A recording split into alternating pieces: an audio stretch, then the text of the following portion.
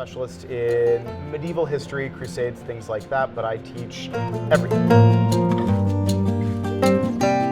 Most of my friends growing up in rural Missouri were very religious. My in-laws, a lot of my students and colleagues and things like that. So bringing in the lived religious aspect and the fact that these concepts are not simply static ideas that sit on a page and then never interact with the real world. Well, no, consciously or unconsciously, 2,000 years worth of Christian theology and tradition does actually impact people's lives.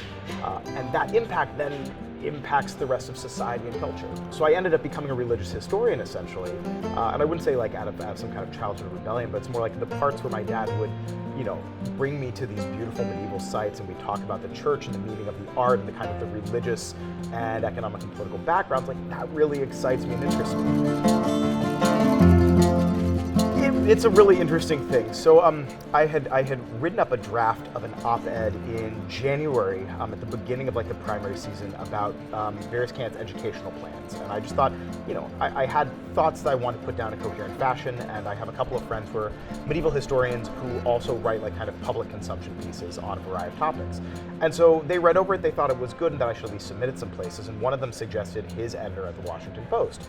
So I sent it in. It never got published, but the editor, Jacob Brogan at the Washington Post, said, this was good. Like, we don't have a place for it this time, but like, this was good.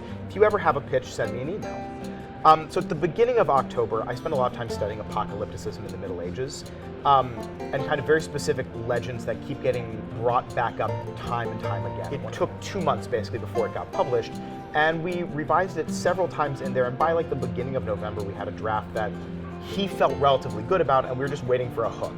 And there were a couple times that there were things that seemed like a good hook that just, by the time I teach, I also have small children, I'm busy with other stuff. By the time I get it revised, we would have moved past the news cycle when it would actually make a punch. And then the day before it actually got published, I woke up that morning, got online, and he had sent me a message, "Have you seen Rick Perry's most recent interview?" So I watched it, messaged him back, like, "I think that's the hook." He's like, "Yeah, that's the hook." So revised a version, sent it in to him. He sent it back with comments. I made revisions based on that. By the afternoon, it was going to his editor who wanted to read it over, who changed one line at the end, and then it went to copy edits and was published the next morning. Honestly, like, it just seemed like something that would be enjoyable to like try to write a piece. The idea of like having my things actually published in a place like the Washington Post, no, until it was actually heading in that direction, he said, like, actually this is a good idea, never occurred to me.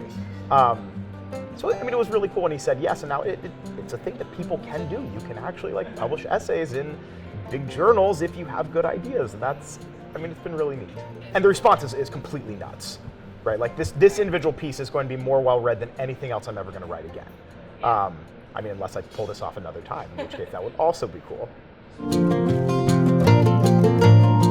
I'm going to keep writing. It's all about seeing something in the news that gives a spark. I know what my areas of strength are, which are really, there are handfuls of aspects of like medieval history that if there are bits of political stuff that feel reminiscent, I could write something interesting about. I don't want to write things simply for the sake of putting my name out there if it's not a topic I feel strongly about or have some kind of knowledge base. At the moment, I have a book I have to finish editing and getting back to my publisher, and a second book project under contract I had to get started. So I have other stuff I really need to get cracking on, and now that caucus season is done here in Iowa,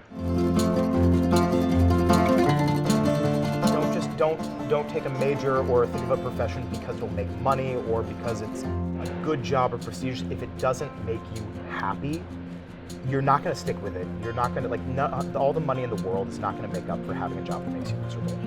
So figure out the things in your life that make you passionate and do what you can to pursue them. Also, don't treat your gen ed requirements as just another hoop to get through. And I know we don't sell this, but the point of a liberal arts education is to make you a well-rounded person who can think about the world through a variety of lenses. And these gen ed classes that are just boxes that people check off are an opportunity to force yourself to learn how other branches of humanities, sciences, math, business, etc., view the world, the kind of toolbox you can assemble personally for doing whatever it is you want to do after here. Embrace these classes, embrace the things you can learn out of them. You never know when it'll turn into a job or a hobby or a fun conversation starter with future friends. Get the most out of these opportunities that you have.